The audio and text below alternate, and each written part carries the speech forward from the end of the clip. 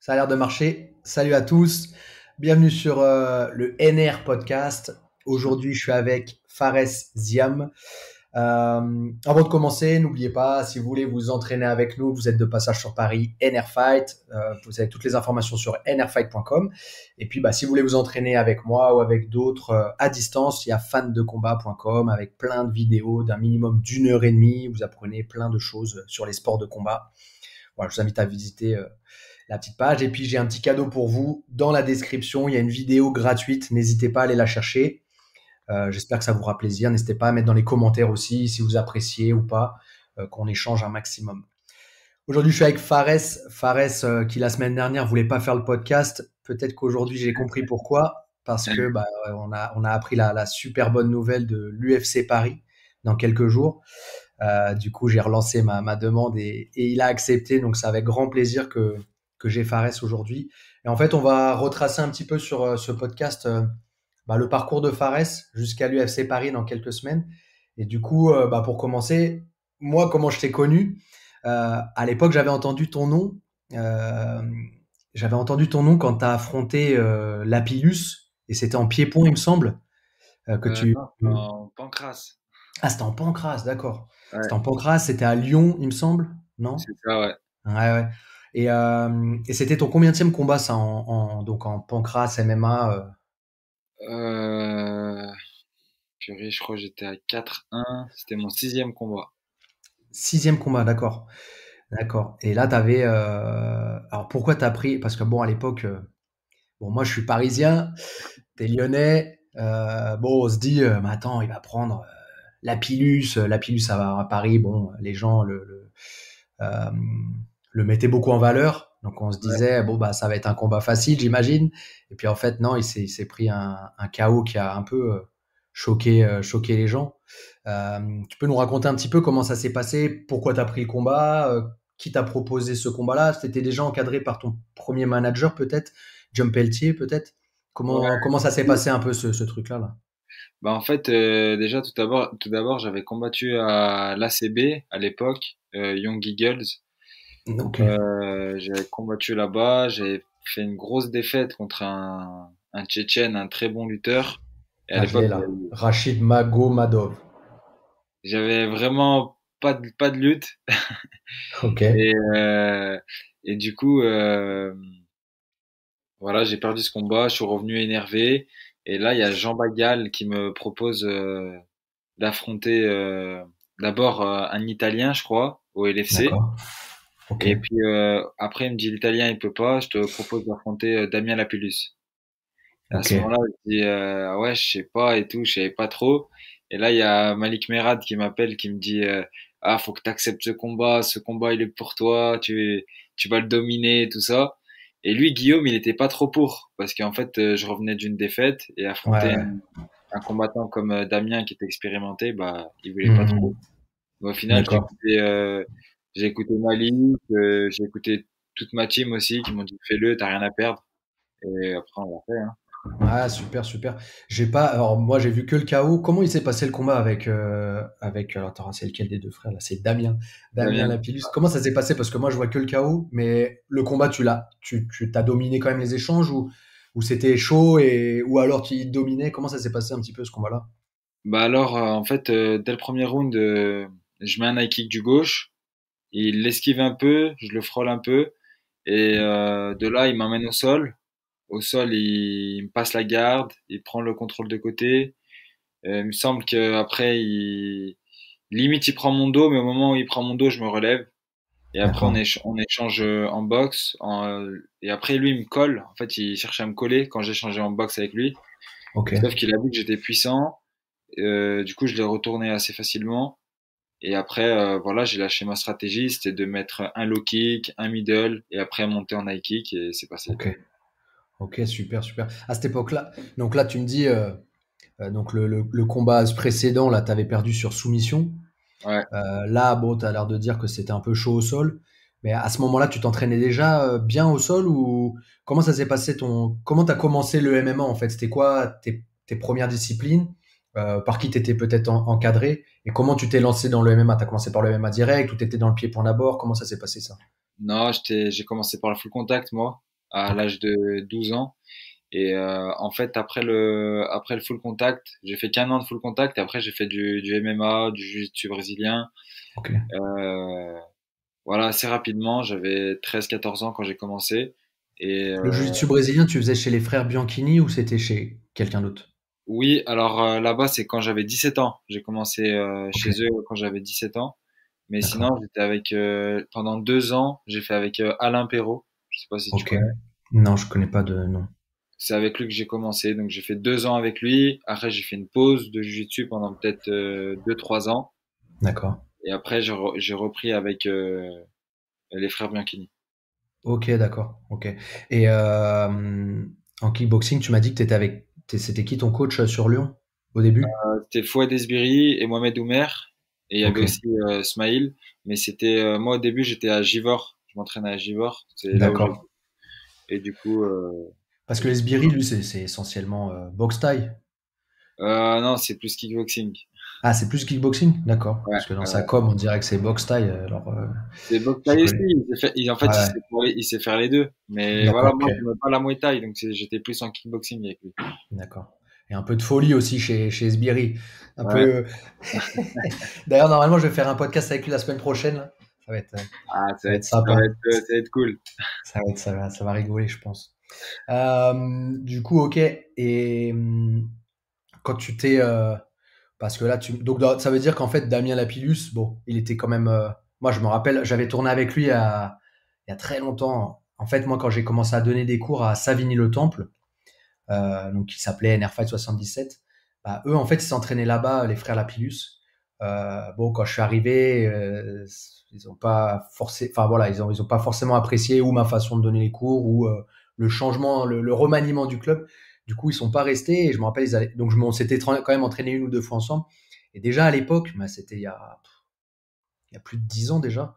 Et déjà, les deux frères, ils étaient déjà bien costauds physiquement et hargneux, quoi. Ils étaient énervés quand même et il fallait, si tu les dominais ou les soumettais, ils étaient énervés et ils revenaient. Donc, voilà, et c'est cool de voir franchement l'évolution bah, toute de cette génération-là. Et puis, bah, aussi de ce que je trouve, de ce que vous transmettez tous. Je trouve que chaque génération est différente et moi, en tout cas, je vois que ça va que dans le bon sens, quoi. Il y a vraiment un état d'esprit, je trouve, assez positif et, Bien euh, sûr. et tout le monde je trouve, est de plus en plus humble aussi. Ça, c'est cool parce que bah, à l'époque, tu connaissais deux techniques et ça y est, tu croyais que t'étais champion Ouais, du monde. ça existe encore, malheureusement. Mais après, en fait, quand on est professionnel, on sait faire la différence maintenant entre quelqu'un qui est vraiment de ce monde et quelqu'un qui ne l'est pas. Mmh. Ouais, ouais, et bon, en tout cas, c'est cool. Moi, tu vois, j'aime bien bah, toi, Mansour, Morgan, Azael, etc. Enfin, vraiment, je trouve que on a vraiment une génération là de combattants qui fait plaisir et qui donne envie de soutenir aussi, tu vois. Ça, Bah, c'est c'est important gentil. aussi. Ça, je trouve que c'est important parce que euh, des fois, on comprend pas pourquoi on n'est pas soutenu, mais en fait, bah, parce qu'on dégage pas forcément un truc positif. Et Ouais. là, je trouve que voilà, vous êtes tous un groupe là qui est vraiment sympa à soutenir et voilà. Bref, on continue. Du coup, derrière, bon, alors en fait, quand tu as appris Damien Lapillus, tu avais déjà quand même pas mal de combats. Mais derrière, je pense que ce qui a fait le tournant, je sais pas peut-être si je me trompe, mais c'est quand tu as combattu à l'European Beatdown. Parce qu'à l'époque, il faut savoir que le MMA n'était pas encore légalisé en France. Ouais. Du coup, c'était un peu compliqué de s'exprimer vraiment en MMA. Parce que je vois que t'as fait 100% fight, tu as fait quand même pas mal de bons événements en France. Mais Ouais. est-ce que le tournant vraiment, ça a été l'European Beatdown pour toi, tu penses?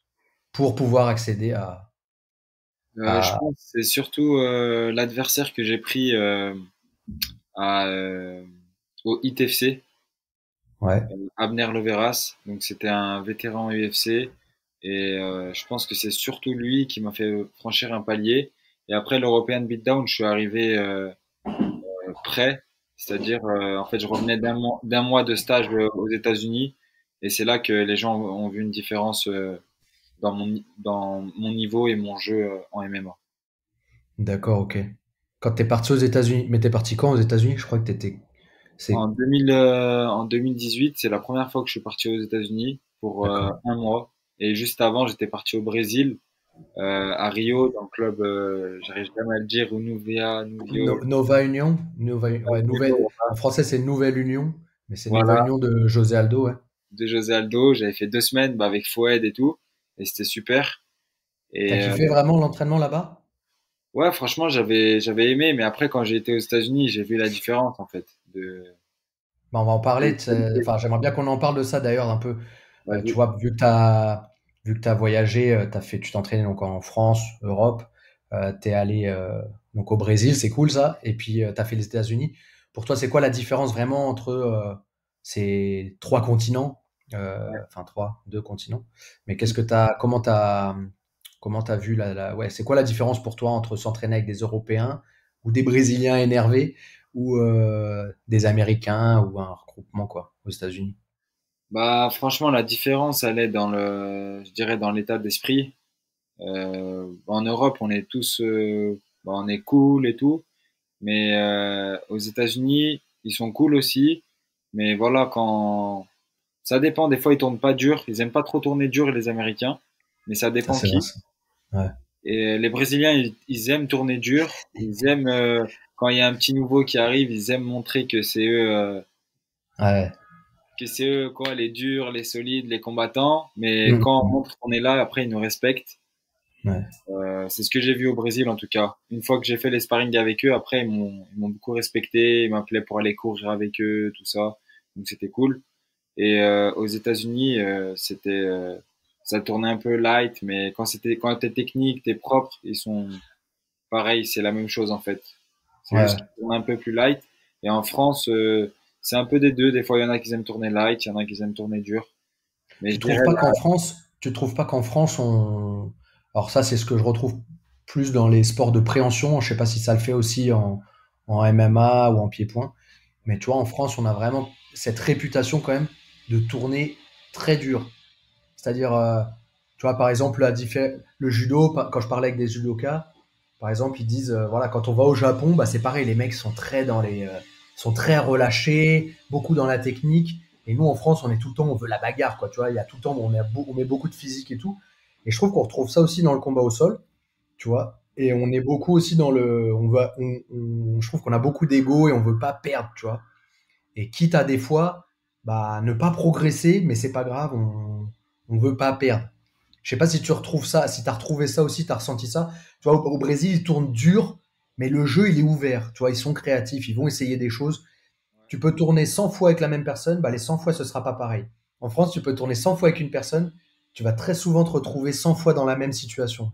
Tu es d'accord avec moi ou pas là-dessus ou je comment suis, c'est aussi? ouais, je suis d'accord avec toi, mais après, je dirais ça dépend qui aussi, tu vois. Ouais, ouais, Et mais c'est vrai que parfois, par exemple, tu fais un sparring avec un gars, t'arrives pas à l'emmener au sol. Les autres sparring, tu vas faire essayer que de l'emmener au sol malgré que tu n'y arrives pas, en fait. C'est vrai que parfois ça tourne dans ce sens-là. Mais, Mhm. euh, mais en fait, je trouve qu'on commence à s'ouvrir avec des nouvelles méthodes d'entraînement, comme par exemple des thèmes, comme je suis venu souvent à la NR Fight. Et ce que font Johnny, Et c'est Jean? vraiment, ouais, c'est vraiment et Jean, c'est vraiment, ça se rapproche du monde du MMA. Comme tu as dit, nouvelle génération, nouveau MMA, être complet, ce qu'on retrouve souvent dans les combats d'MMA et tout, c'est ce qu'on Ouais, retrouve.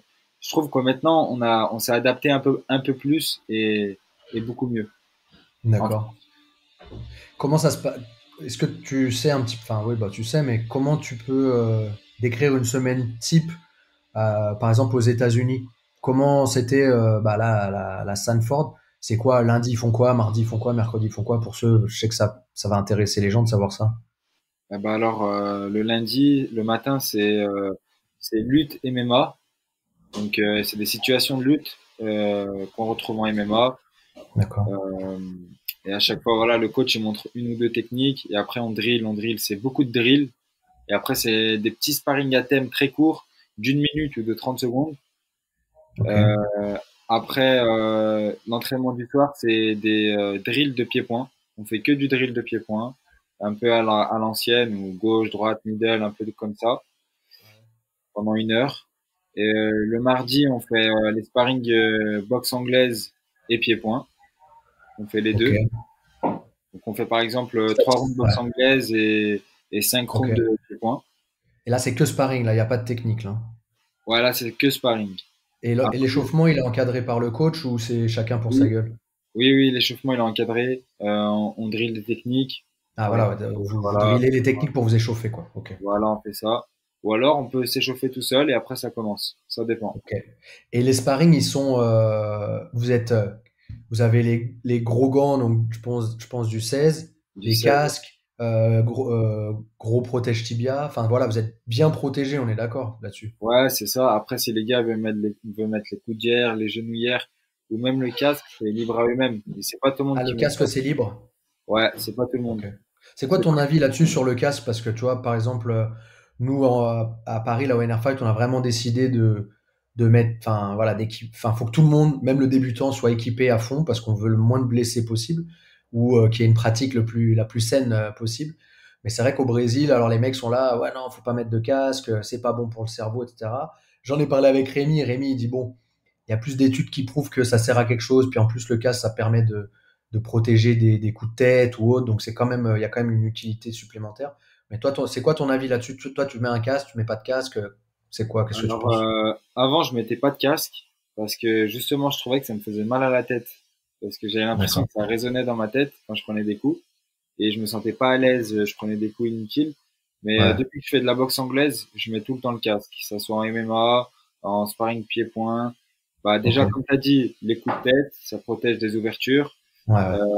Et puis maintenant, j'ai l'habitude de mettre le casque, je me sens plus en sécurité quand je tourne avec.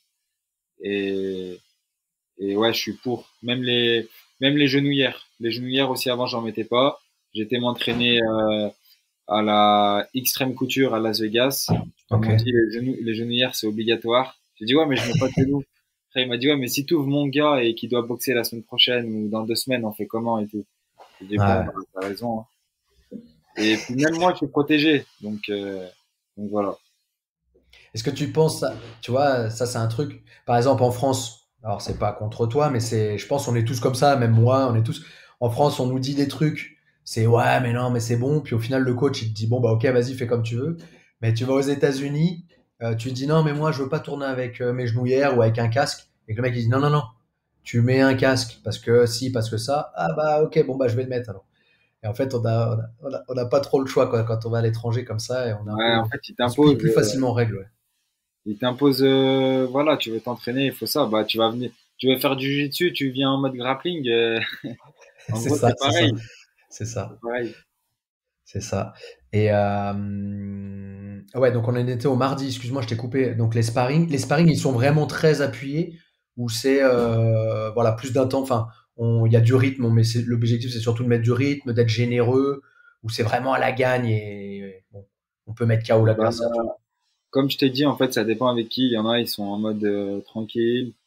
vois. Il Ouais. y en a ceux qui veulent vraiment se préparer qui veulent vraiment préparer leur combat, ils tournent un peu plus dur. Il n'y a pas Et de consigne du coach quoi pour que tout le monde fasse la même chose.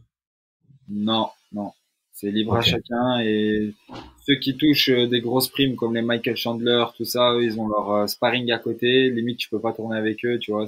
D'accord. Des fois, c'est carré, tu vois. Ça, tu penses que c'est bien ça, que les mecs, ils... Alors, je sais pas si c'est eux-mêmes qui choisissent ou si c'est le coach qui choisit, mais est-ce que tu penses que c'est bien ça, le fait que le combattant, lui, choisit exactement ses partenaires d'entraînement, ou est-ce que au contraire, ça fait rentrer un petit peu dans une zone de confort? Moi, je pense que ça fait, si c'est toi qui choisis, ça fait rentrer dans une zone de confort parce que tu vas prendre un gars, c'est un coup un peu plus, un peu, peut-être qu'il va ressembler à ton adversaire, mais qui sera un peu moins fort que ton adversaire. Moi, je pense, au niveau de la physiologie, il faut il faut un adversaire qui ressemble, enfin, un partenaire d'entraînement qui ressemble à ton adversaire.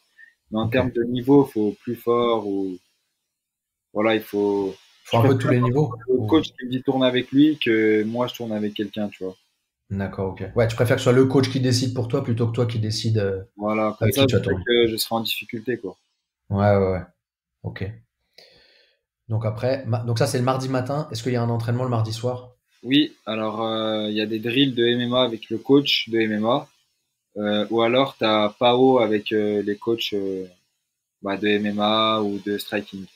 Ok. Et comment ça se passe ça, les PAO, faut rémunérer les profs ou les profs sont rémunérés par le club?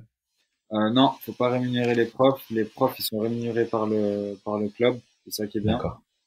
Et, euh, et du coup, voilà, c'est en fait, Toi, pour t'entraîner là-bas, t'as payé, t'as pas payé? non, C'est combien normalement une mensualité là-bas? Tu sais? euh, franchement, je sais pas parce qu'en fait, moi, j'ai pas payé, mais je devais donner un pourcentage de ma prime. Et D'accord. voilà, je crois que c'est 10%. Tu donnes 10% de ta prime au club. Et Mais moi, par exemple, si moi je veux aller m'entraîner là-bas et j'ai pas de combat, mais je veux m'entraîner, déjà d'un, est-ce que c'est possible? Et de deux, c'est quoi? Ils vont pas me demander de prime parce que je combats pas. Donc je vais ben, devoir en fait, payer, j'imagine. ça dépend en fait. Ça dépend parce qu'il y a eu tellement beaucoup de monde qu'en gros, ils ont élevé les prix, tu vois, c'est l'offre et la demande. Et donc, D'accord. Ouais, ouais. il me semble, moi, quand Yanis est venu avec moi, vu qu'il est pro, tout ça, ils lui ont dit de payer, il me semble, c'était 100 $, un truc du genre, Ouais, euh, pour le c'est pas mois. grand-chose. Ok. Donc, c'est vraiment pas grand-chose. Mais après, j'ai un Ouais. ami à moi qui est venu avec moi pour s'entraîner, il a payé 300. Et après, là, maintenant, j'ai entendu qu'ils sont passés à 1000 $ le mois. Donc, Ah, c'est plus la même chose là. voilà. Ok. Ok, ça peut vite décourager certaines personnes. Ok, ah, tu vois, c'est bien, ça donne des idées. Parce que tu vois, dans le JJB, lutte à livrer, enfin, dès que tu vas t'entraîner aux États-Unis, ouais, c'est le mois, ça va de 100 $ à même 350 $, quoi. Et puis là, par contre, là, si tu payes que à la séance, c'est 60 $, je Ouais, c'est crois. cher. Bon. Mais, euh, mais ouais, bon, après, tu as la chance, tu vois, on fait des sports où on a la chance quand même de pouvoir s'entraîner, ou en tout cas être sur le même tapis que des mecs qui sont champions du monde, tu vois. Ah oui, Euh, Au ça, tennis, si tu veux aller jouer avec Djokovic, c'est très compliqué. Ou bon, peu importe, si tu veux aller jouer au foot avec je sais pas qui, Mbappé, c'est compliqué aussi. Donc, ou Karim Benzema, je sais que vous êtes potes. Euh, mais, euh, mais voilà. Bref, du coup, on en est au mardi. Le mercredi, c'est quoi? mercredi matin, c'est lutte intensif. Donc des fois, ça va être des sparring de lutte contre la cage, enfin, contre le mur, ou alors de la lutte libre. Ça dépend. Des D'accord. drills aussi au sol de lutte. Donc ça dure 1 heure, mais c'est très très très intense. Le mercredi, c'est un cours où il y a beaucoup d'intensité. Ouais, plus que le cours de sparring du mardi. Ouais, Ou il y a beaucoup pareil. d'intensité en Ah lutte. ouais? Ouais. Putain, c'est ouf. Et après, du coup, l'après-midi, il y a prépa physique avec le coach de la salle, le préparateur physique, Et le c'est quoi Rémi ça? Physio, des États-Unis. C'est quoi? C'est une prépa qui se fait sur le tapis, du coup, avec tout le monde ensemble, ou c'est une prépa qui se fait par groupe, vraiment avec Il à y a deux soulever des groupes. charges? En fait, il y a deux groupes. Ils te disent soit tu viens à 14 heures, soit à D'accord. 14h45. Donc c'est très Ok. court, c'est 45 minutes, mais c'est beaucoup de circuits et ça ressemble beaucoup à ce que Rémi fait. C'est vraiment très Ok. similaire. À la fin, il y a un ESD. Voilà, un coup c'est squat, un coup c'est soulevé de terre, un coup c'est Ok. voilà. D'accord. Mais ça, c'est une fois par semaine, quoi. Ok. C'est 2 fois par semaine, c'est le Ah, mercredi deux et le fois. vendredi. Ok, d'accord. Ok. Et le Et jeudi, du coup, bah, ça c'est fait une journée quand même solide, celle-là, là, celle du mercredi. ouais, En mais plus, en le fait, mercredi, milieu de semaine, ouais. Mais en fait, ce qui est bien, c'est que les coachs de la salle, ils se parlent ensemble. Et des fois, tu arrives à la prépa physique et il te dit, ouais, je sais que vous avez une semaine un peu intense, difficile. Donc ouais, aujourd'hui, on va il faire s'adapte. ça. Ça va être un peu plus light. Donc D'accord. ça, c'est cool. Ok. On arrive au jeudi. Jeudi, c'est sparring MMA le matin. Ok. Des fois, on va faire 3 fois 5 gros gants, 3 fois 5 petits gants. Ou alors, des fois, on va faire 3 fois 5 petits gants et après, on fait MMA, mais contre la cage, tu vois, ou au D'accord. sol avec frappe, des trucs comme ça. Ah, on fait un peu ça au NR Fight aussi, je crois. Je crois qu'ils font ça, je sais plus, le mardi ou le vendredi, je sais plus. Ils font un truc sur ce format-là. Mais, et quand tu fais tes sparring, tu les fais avec la même personne? Par exemple, les 3 fois 5 c'est la même personne ou c'est trois personnes différentes? Non, tu peux faire avec 3 personnes différentes ou tu peux faire avec D'accord. la même personne. C'est comme tu veux, ça. Ok. Ceux qui combattent, ils font les sparring dans la cage. Ceux qui n'ont pas de combat ou ils ont des combats un peu loin, c'est sur le tatami. Ok, d'accord. Ok. Et jeudi soir ou Et après-midi? ben alors, soit tu as les drills avec le coach, soit tu as soit tu fais les PAO, tu vois. D'accord. Comme le mardi. Voilà. Non. Ouais, comme le mardi. Ok. Vendredi matin, c'est grappling avec les frères Burns, c'est eux qui Ah font ouais. le cours. Ouais. Et après, voilà, soit c'est du thème. Par exemple, quand j'y étais, c'était beaucoup de sortir du dos. Et Ouais. après, c'était des combats à thème sortie de dos. D'accord. Ok. Voilà. Ok. Et C'est une après, bah, situation qu'on l'après-midi, retrouve beaucoup, voilà, aujourd'hui.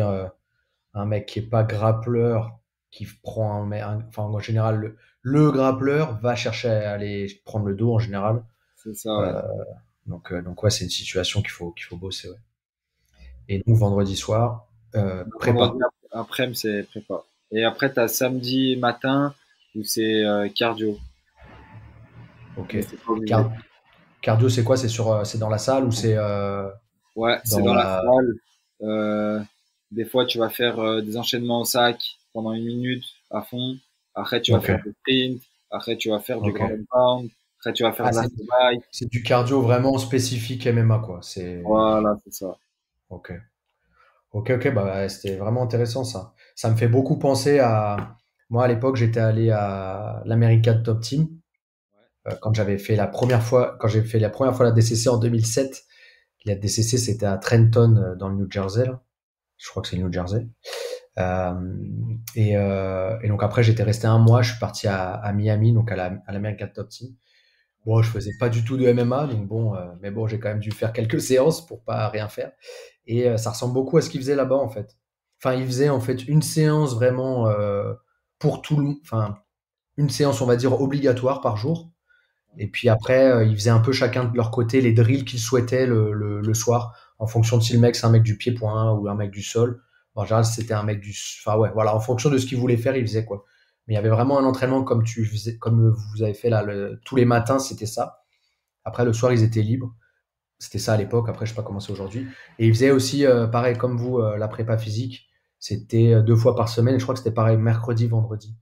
Ce qui moi, voilà, moi j'ai toujours été habitué à faire le lundi et jeudi. Et je trouve que je sais pas pour toi, mais moi j'aime bien le jeudi parce que ça met en condition pour la semaine, tu vois. Je sais Ouais, pas, reste la fin de semaine, tout ça. Ouais, ouais. ouais, je sais pas, j'aime. Enfin bon, après peut-être que Bah, après, c'est pas bon, mais- après, moi, ce que je trouvais, c'était que c'était trop rapproché. Genre, on finissait l'entraînement, on finit l'entraînement le mercredi, par exemple, vers 11 heures. Ouais. Et après, c'est à 14 heures la prépa, tu vois. Ou Ah alors ouais, à 14h45. Moi, je préfère ouais, faire le matin et le soir 18 heures, tu vois. ok, Je préfère ok. comme ça. Bah du coup, bon, je voulais pas en parler maintenant, mais on va en parler maintenant quand même. À quoi ça ressemble un peu tes semaines là d'entraînement? Rapidement, là on est à on est à même pas 10 jours là de l'UFC là. Ouais, ouais. C'est pas ce week-end, c'est le week-end d'après. Putain, on est pas mal, on est pas mal. Ça ressemble à quoi un peu de là tes semaines? Bon, t'es au régime, j'imagine, donc t'es un peu plus fatigué. Je pense que t'as allégé tes semaines. Ça ressemble à quoi, grosso modo, quoi? Est-ce que tu t'es inspiré de ça, de Sanford, ou t'as fait un peu ta sauce? À quoi ça ressemble? Ouais, ouais, c'est En un fait, peu. ce qui va m'intéresser, c'est de voir comment tu as un peu mixé toutes tes expériences pour l'adapter à toi et fait ton propre camp d'entraînement. Et bah, ouais, c'est un peu. Bah, déjà, le mardi, jeudi, je fais grappling, enfin, jiu-jitsu brésilien grappling. C'est Ok, le mardi, jeudi soir. Le lundi matin, généralement, j'aime bien faire des drills de MMA ok, avec du thème. Genre gauche-droite, je l'attaque et le gars en face, il défend à fond. Et moi, je dois attaquer à fond. Ça ok, épuise un peu.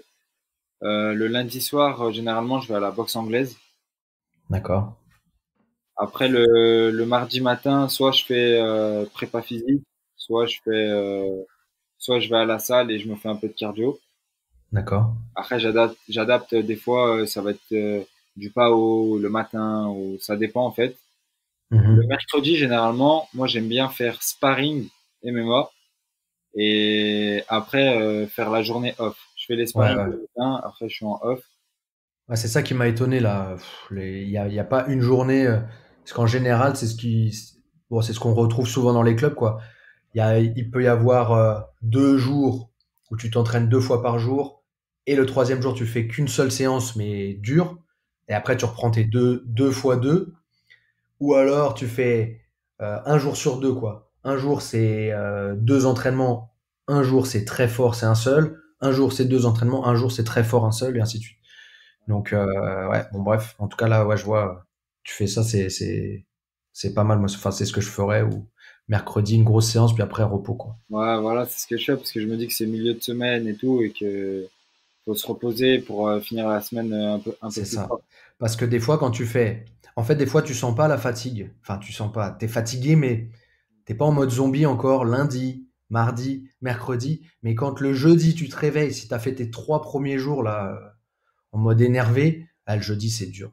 Et puis des fois, en fait, justement, c'est ça. C'est, c'est, si t'as pas bien calibré ta semaine, bah en fait, tu perds un peu tes derniers jours de la semaine. Jeudi, vendredi, samedi, dimanche, tu peux les perdre si t'as pas bien calibré lundi, mardi, mercredi, quoi. Et jeudi, donc, tu fais deux entraînements, j'imagine. Ouais, le jeudi, bah, prépa physique et après le soir, grappling. Ok, Et le vendredi, le matin, je fais cache contrôle. ok, Je fais cache contrôle et après, le soir, je vais à l'anglaise. ok. Bon, on voit. Donc, tu as combien de séances vraiment pure MMA, vraiment que MMA? C'est une ou deux? T'en as deux? Ouais, deux ou trois. Et après, moi, je fais aussi le dimanche matin. Ah ouais, d'accord. Ok. Le Tu dimanche, fais quoi dimanche matin? le dimanche matin, bah, c'est sparring MMA, mais par exemple, je reste 6 minutes au centre et toutes les 2 minutes, il y a un gars qui rentre Ok. sur moi. Donc le samedi, tu as pris ta journée off complète. Ouais, complète. Comme ça, le dimanche, t'es OP pour faire Voilà, ta ouais. grosse séance de sparring. Ouais, c'est ça. Ok. Mais des fois, ça Et change, hein. Des fois, on va faire avec les coachs, par exemple, on mélange PAO et après, il y a un gars qui rentre sur moi en lutte ou tu vois, on fait ouais, des trucs comme ça des fois. c'est la séance suicide, quoi. C'est la séance, Voilà, c'est ça. tu restes au milieu et on s'occupe de toi, quoi.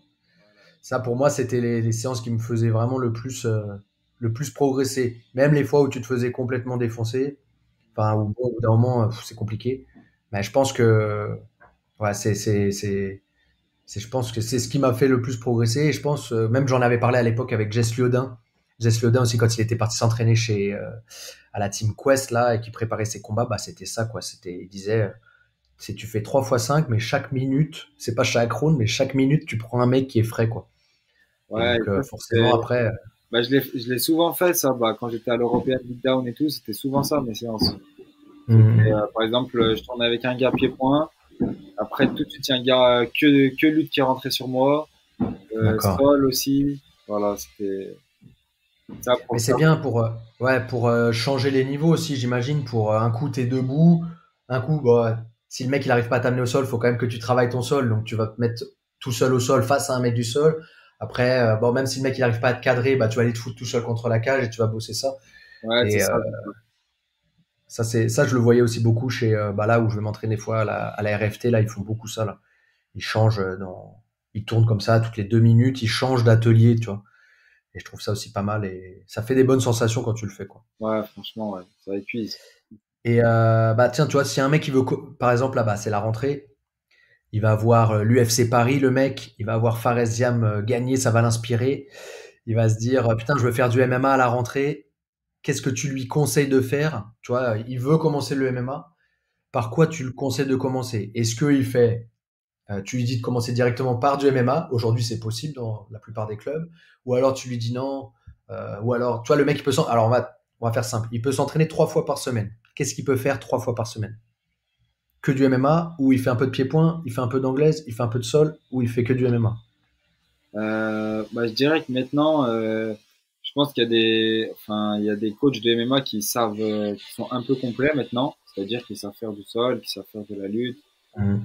qui savent faire de la boxe. Après, ça dépend bien sûr quel coach on a, hein. Et des fois, il sera plus spécialisé boxe, plus sol. Mais s'il veut faire du MMA, en fait, pour moi, maintenant, tout de suite en France, on peut pas faire que du MMA. C'est pas encore, on peut pas aller dans un club et faire que les cours de MMA. Parce que je D'accord. pense que la progression, elle sera pas, en Ah fait, ouais? pour faire du MMA, toi-même, tu sais, faut faire de la lutte, faut faire du sol, Ouais, bien sûr. faut Ouais. faire de la boxe. Mais après, si on est vraiment débutant, on peut faire 3 fois par semaine des cours de MMA. Ça, y a D'accord. pas de souci. Ouais. Donc en gros, le message, si j'ai bien compris, c'est je commence le MMA. Si je peux m'entraîner 3 fois, bah, vaut mieux que je fasse que du MMA si je peux faire que du MMA. Mais après, si je veux progresser, bah, il faudra que je complète avec des séances bah, ou d'anglaise, ou de sol, ou de lutte, ou de kickboxing. Et est-ce que tu conseillerais à quelqu'un de se diriger plutôt vers euh, ce vers quoi il aime, c'est-à-dire, je fais 3 séances de MMA et je me rends compte qu'en faisant le MMA, ah, j'ai peur des coups, mais du coup, ça me force à rentrer dans les jambes, à ramener au sol. Ah, au sol, j'aime bien ça. Est-ce que derrière, tu me conseilles de faire, bah ok, toi, t'aimes pas trop les coups, tu préfères le sol, bah va compléter avec du sol, ou alors au contraire, non, en MMA, c'est pas possible, faut pas avoir peur des coups, donc va faire de l'anglaise ou va faire du kickboxing ou peu importe. Voilà, est-ce que je me dirige, est-ce qu'il faudrait que je me dirige plutôt vers mon point fort, enfin mon point fort ou ce vers quoi j'ai plus d'attirance, ou vers le coin où j'aime pas du tout et enfin voilà, je suis dans la merde quoi. Bah après, moi, la question que je poserai au gars, c'est est-ce que tu veux faire du combat ou pas? S'il veut pas faire de combat, que c'est pur loisir, bah va faire ce que t'aimes. Si tu veux faire du combat, tout ça, bah je dirais qu'il faudrait faire les deux. Tu fais ce que D'accord. t'aimes, c'est-à-dire tu travailles tes points forts, mais tu travailles aussi tes points faibles. Ok, ok, Bah, moi, top. c'est comme ça que je verrais la chose. Je dirais pas soit l'un ou l'autre. Soit l'un ou l'autre que si t'es en mode je viens essayer, je fais du loisir, j'aime pas trop les coups, bah là je comprends. Mais si tu veux Hmm. développer quelque chose, faire des compétitions, te tester un jour, bah je dirais qu'il faut faire les deux. Ok. Et du coup, bah, ma question, tu as presque commencé à y répondre. C'est si jamais je veux commencer à faire de la compète, ou je veux faire des combats, je veux me tester, qu'est-ce que, euh, qu'est-ce que tu me conseilles de faire? Tu vois, aujourd'hui en France, alors je sais pas si tu suis un petit peu ce qui se passe là avec la fédération française de MMA. Là, ils essayent de créer vraiment tout un parcours pour ceux qui veulent commencer à faire de la compétition avec de l'amateur. Est-ce que tu conseillerais plutôt de partir sur des choses comme ça ou enfin voilà, si tu pouvais refaire ta carrière, comment tu la referais? Enfin, ce début de carrière. Et bah moi pour te dire, vu que j'ai commencé jeune, j'ai fait pas mal de compétitions bah, en junior, amateur. Après je suis vite passé professionnel parce que j'avais En les quoi? En pancrace? C'était en pancrace? Ou c'était en Oui, quoi? ouais. En pancrace, Ok, j'ai même combattu en MMA bah, en Belgique quand j'avais 15 ans, tout ça, mais c'était en amateur aussi. ok. Bah en gros, si je recommencerais ma carrière, euh, bah, en fait, c'est pas la même, on n'est plus dans la même époque. Enfin, ce C'est que je ça, veux ouais, dire, c'est c'est que ça. maintenant, euh, les cours de MMA qu'il y a de maintenant, bah, il y a du cash control, il y a de la lutte, alors qu'à l'époque, c'était pied-point sol. Il n'y avait pas trop la transition lutte, Ouais, ouais, ouais, ouais. contrôle. Il n'y avait pas trop ça. Maintenant, il y a ça, donc la nouvelle génération qui va arriver, elle a cette chance-là Hmm. de, elle va être de plus en plus. De toute façon, on a vu que le MMA maintenant c'est de plus en plus complet. Avant, c'était Ouais. chacun sa discipline. Maintenant, c'est de plus en plus complet. Mais je dirais que euh, bah commencer par des petites compétitions. Ça, Ouais, c'est ouais. comme tu as dit, Ah, amateur. du combat amateur, ouais. Est-ce que tu conseilles aussi de compléter justement avec des compétitions, tu vois, grappling, lutte à livrer, JJB, boxe anglaise, boxe thaï, tu vois? Est-ce que c'est bien d'aller se tester aussi dans ces trucs-là, là? Faut tout faire. Moi, c'est ce que j'ai fait. Hein.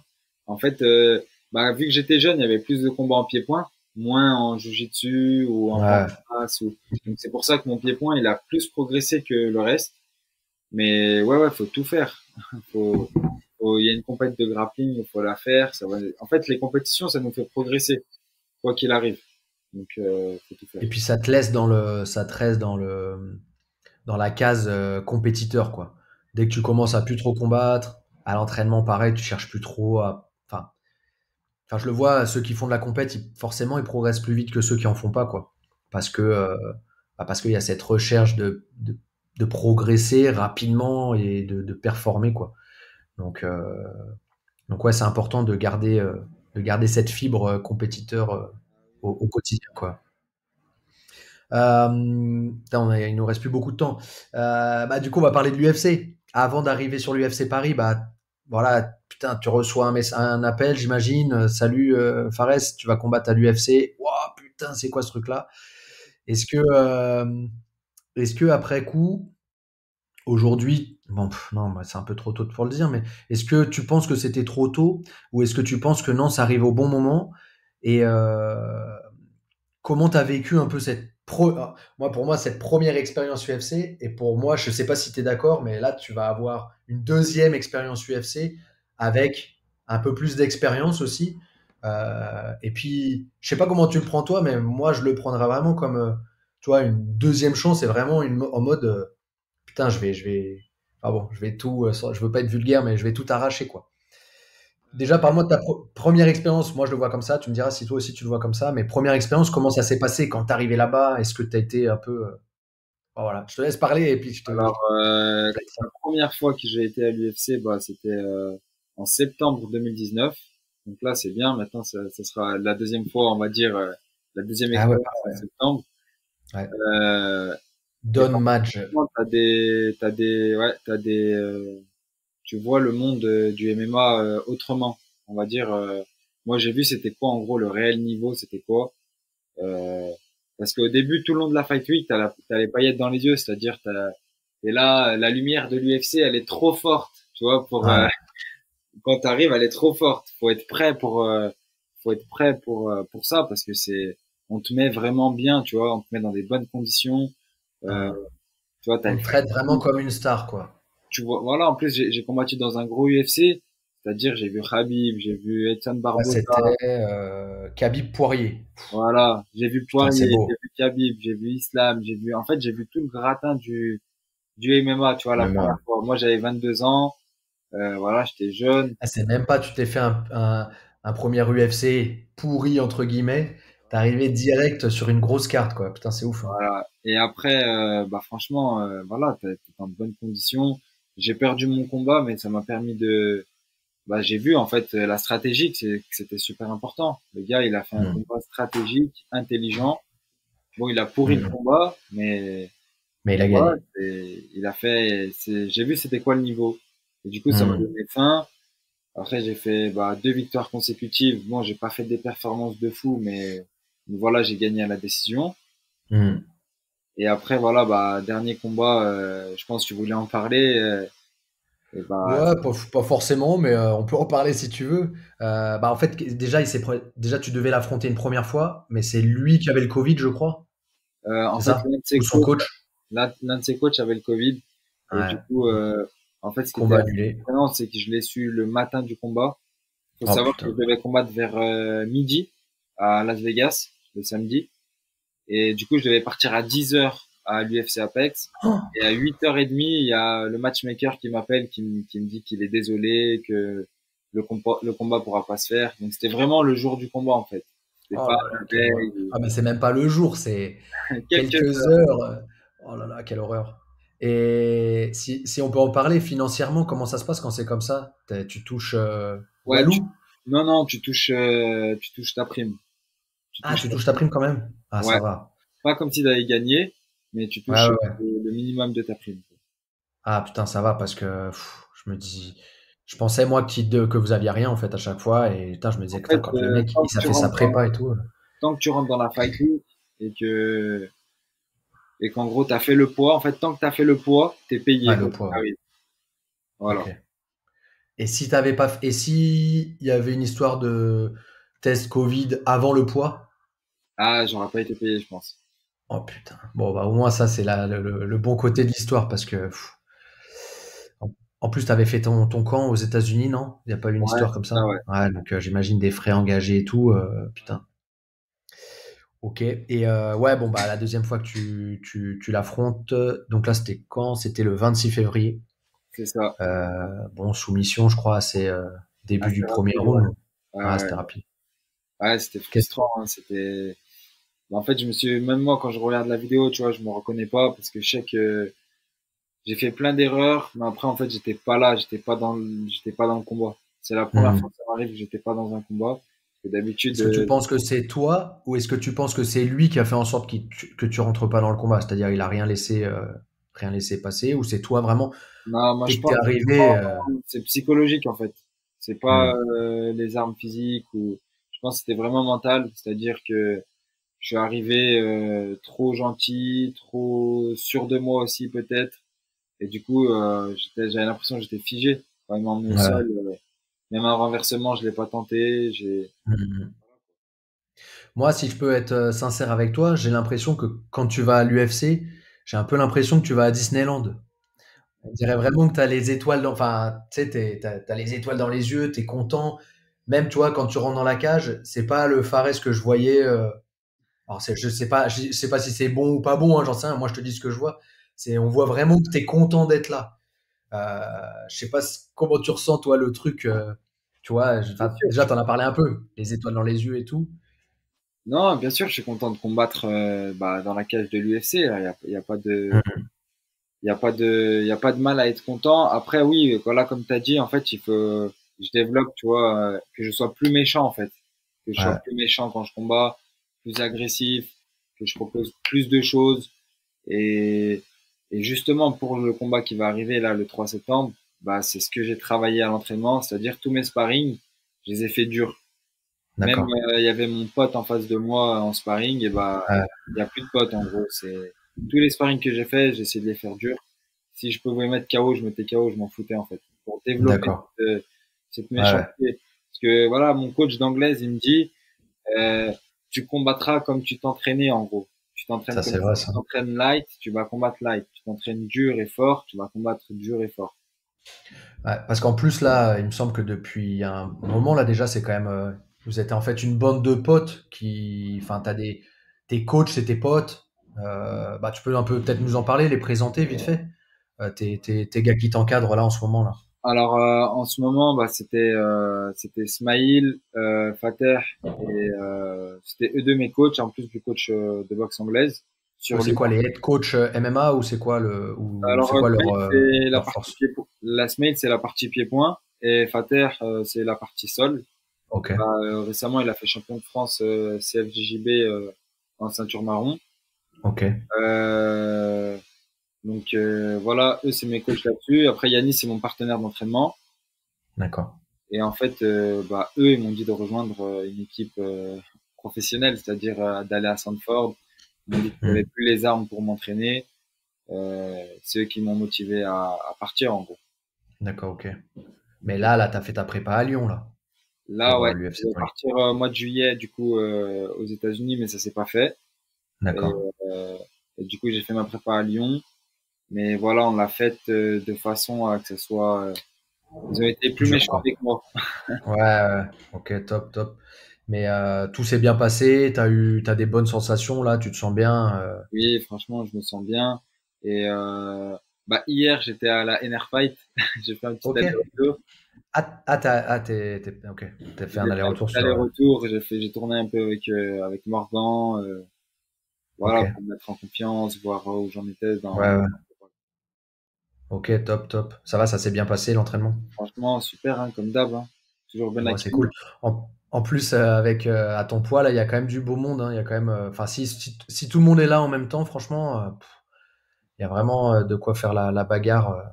En tout cas, c'est bien, c'est top là, en ce moment. Je suis content. Je suis content de de la tournure que ça prend un peu au club là. Là, Rémi va revenir bien plus régulier là aussi pour la prépa physique. Il va être beaucoup plus présent là sur la nouvelle saison. Jean, Johnny, je trouve qu'ils font du bon taf. Ils arrivent à bien communiquer. Il y a Yacine Wakil aussi qui va se rajouter sur le groupe, mais lui, ça va être essentiellement sur République. On va essayer de créer aussi un groupe compétiteur aussi sur République, tu vois, pour en avoir deux, puis après, bah, de temps en temps, les faire se rencontrer ou autre. Donc ça va être, voilà, j'ai hâte, ça va être top. Euh, on n'a pas parlé aussi de ton, il nous reste 10 minutes. On n'a pas parlé de ton changement de manager. Euh, alors, j'ai pas envie de rentrer dans les débats ou dans les trucs. Voilà, c'est Dominance MMA, c'est Ali Abdelaziz, je crois, c'est ça.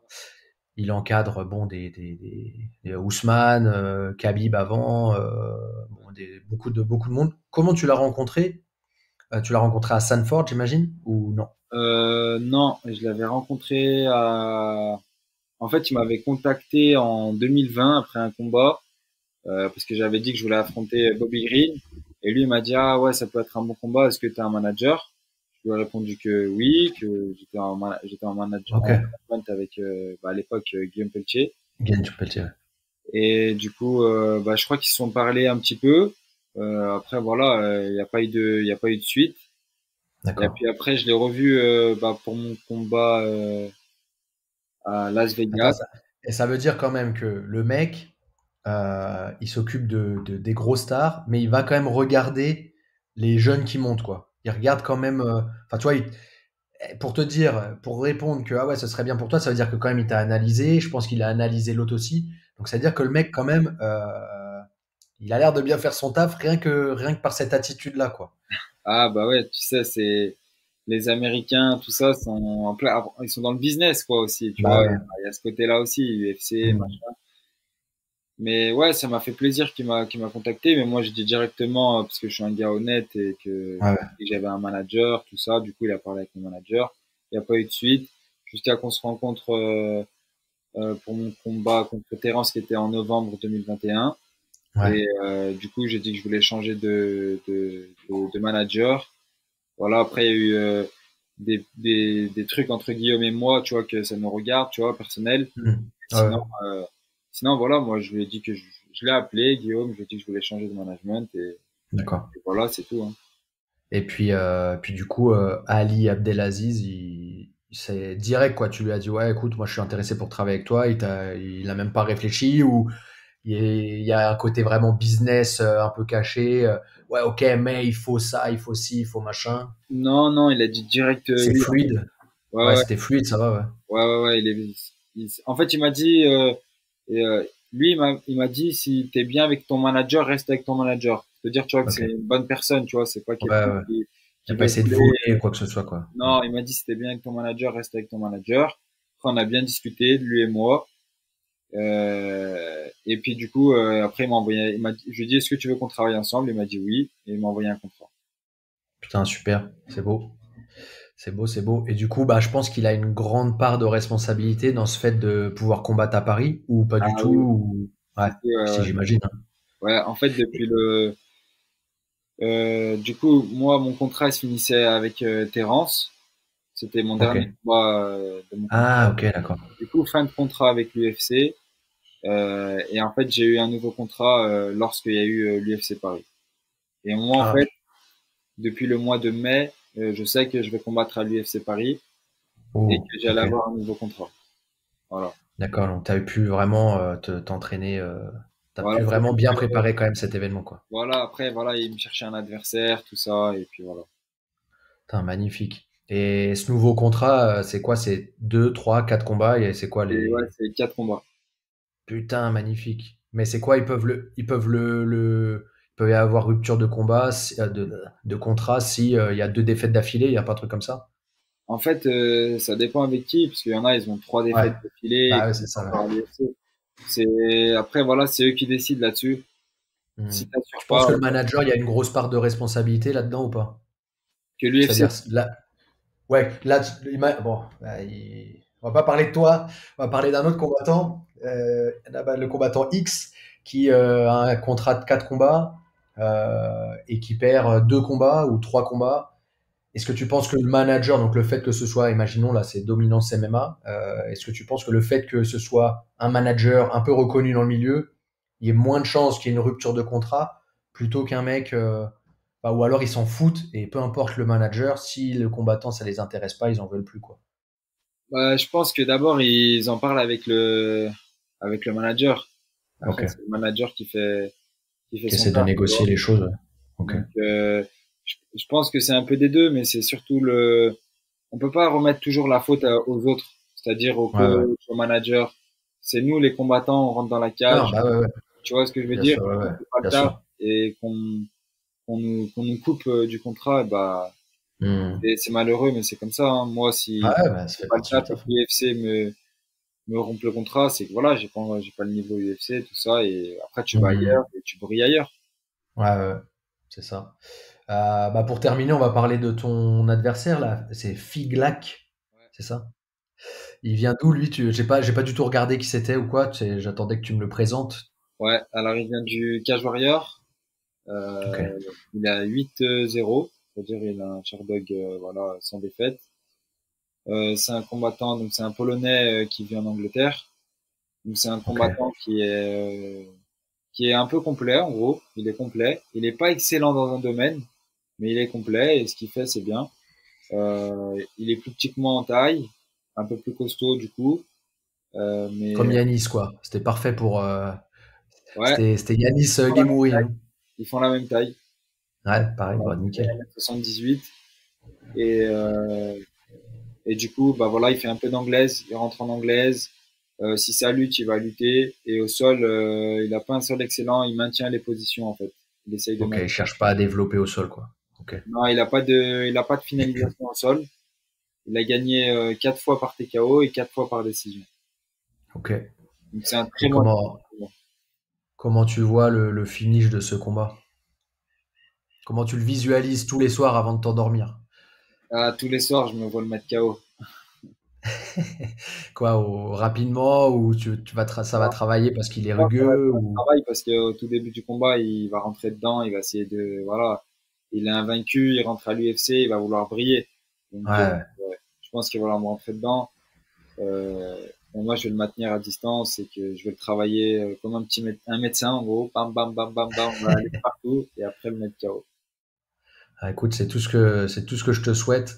En tout cas, moi, je vais essayer de proposer enfin, je vais essayer de commenter ça en live sur YouTube. D'ailleurs, ceux qui ont vu le podcast, n'hésitez pas à me dire si ça vous intéresse pas. Je vais essayer de me mettre avec peut-être une ou deux personnes en plus pour commenter l'UFC Paris sur YouTube. Comme ça, vous pouvez regarder les images, couper le son et mettre ma vidéo à côté avec le son bien fort pour voilà, on va essayer de commenter ça, ça va être sympa. Et puis bah écoute, moi je te souhaite vraiment euh, de te faire plaisir, mais c'est pas que ça, c'est surtout de pouvoir bien t'exprimer, de vouloir et de réussir vraiment à mettre en place bah, et de montrer qui t'es, montrer ton jeu et puis de montrer le travail de toutes ces années. Je pense que c'est vraiment ça le plus important et qu'à partir du moment où tu pars là-dessus, là, t'as beaucoup plus de chances d'aller vers la victoire. Et voilà, c'est tout ce que je te souhaite que ce soit ce chemin-là.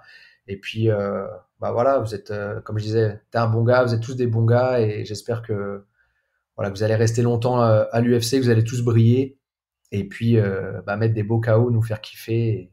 Mais bon, voilà, pas oublier aussi, souvent dans le MMA, je veux mettre KO, je veux mettre. Le plus important, comme on l'a dit tout à l'heure, c'est vraiment la victoire. Donc si on voit que c'est rugueux ou autre, bon, c'est pas grave. Je prends la victoire à la décision, ça me va très bien. Et puis voilà, progresser petit à petit, ce serait cool. Nous faire kiffer. Ça va être ouf, hein.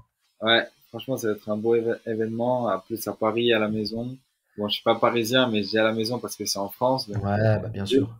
T'as du monde un peu qui va monter ou pas? Ouais, ouais. J'ai pas mal de potes Ils ont, qui ont, ils ont réussi à avoir des places ou pas? Parce que j'ai vu ouais, que ils c'était les ont pris compliqué, là. avant. Ils les ont pris avant.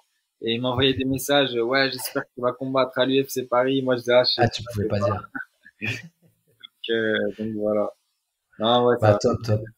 ça va faire plaisir. Écoute, je te souhaite une bonne fin de prépa, une bonne fight week. Et voilà, fais attention. Bon, je pense qu'au niveau du poids, t'es pas trop loin.